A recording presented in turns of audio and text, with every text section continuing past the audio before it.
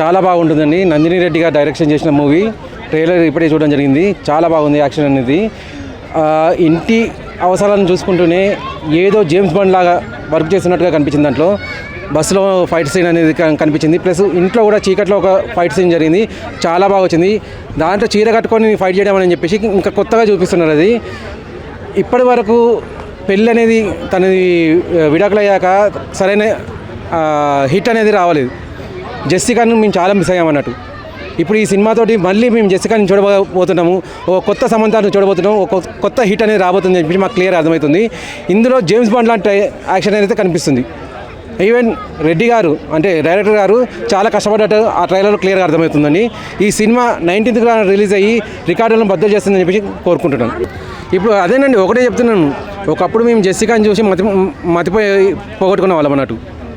ఆ జెస్సికాని మేము ఇప్పటివరకు మిస్ అవుతూనే ఉన్నాం.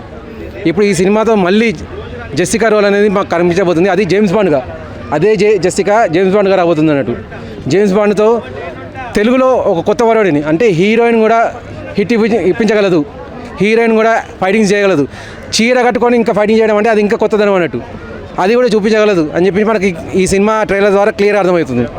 ఈ సినిమాతోటి ఇప్పటి వరకు ఏవైతే లేడీ ఓరియంటెడ్, ఒకప్పుడు మనం విజయశాంతి గారు అని చెప్పి అనుకునేది.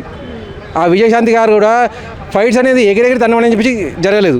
ఏదైనా అని చేతులతోటి గొడ్డలతోటి నరకడం అని చెప్పి చూసాం. కానీ ఈమె క్లియర్గా ఎగిరెగిరి తన్నడం, కత్తులను తిప్పడం అని చెప్పి క్లియర్గా కనిపిస్తుంది. అంటే ఓ కొత్త లేడీ ఓరియంటెడ్ మూవీ అని చెప్పేసి మనకి ఇది కనబడుతుంది. ఇప్పుడు శ్రీముఖి గారు అంటే ఒకప్పుడు హీరోయిన్గా చేశారు. మళ్ళీ తర్వాత తను హీరోయిన్గా అయితే ఏ సినిమాలోనూ రాలేదు.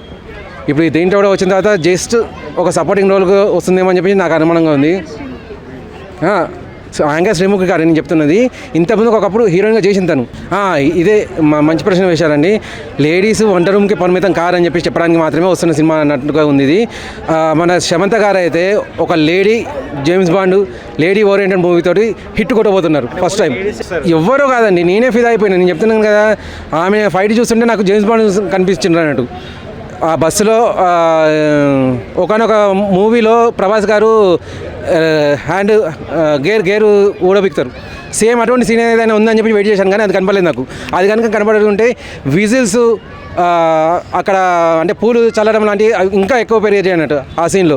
అటువంటిది ఒక్క సీన్ ఉంటే సరిపోతుంది ఈ సినిమా అనేది సూపర్ డూపర్ హిట్ కావడానికి. చాలా బాగున్నాయండి. ఇప్పుడు సమంత గారు డైలాగ్స్ కంటే మేము మైమరిచిపోయి చూసింది ఆ ఫైట్ని మాత్రమే. క్లియర్గా ఆ నైట్ పూట ఫైట్ అనేది చెప్పించారు చూడండి.